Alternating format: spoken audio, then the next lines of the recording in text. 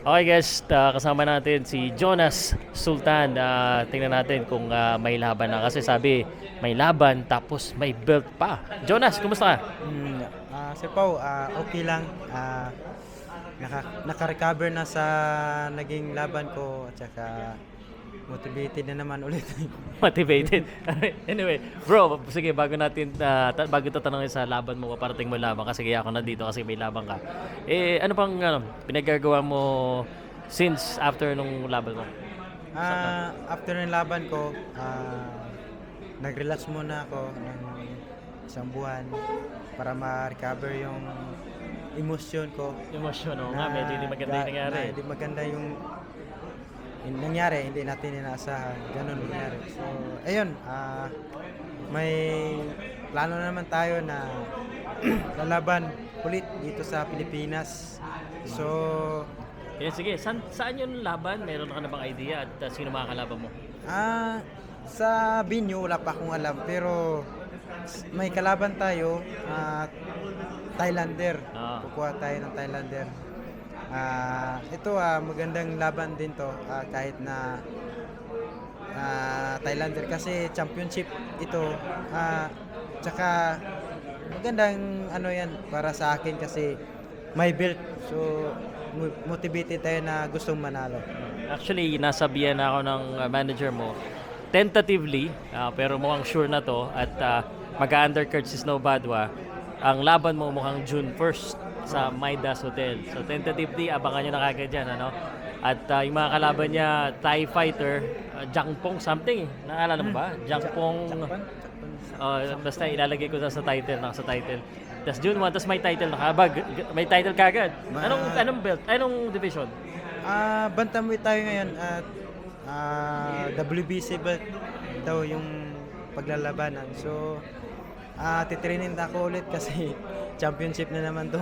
Kailangan nating manalo at makabawi sa naging talo natin sa Japan. Siyempre, alam ko gusto mo makabalik sa world title contention, pero bago ko tanungin yan, yung mga target natin sa world title, saan naman, anong plano mo sa training at ano bang, kasi June 1 malapit na yan, April, May, June. Saan ang training at ano bang plano nyo? Sa ngayon, magti-training tayo ulit. Punta kami sa China, magti-training ako doon. Tapos uwi dito sa Pilipinas pagkatapos sa China, mga April 26, 27. Dito ako magti-training sa Manila. Manila, yan. Punta natin yung training yan. Ano tayo ng gandang training camp. Kasi dito rin yung laban, so maganda-ganda. Dito ang laban, so dito na. Kung sakaling palarin ka dito, alam ko bata ka pa, may pangarap ka makabalik sa world champion.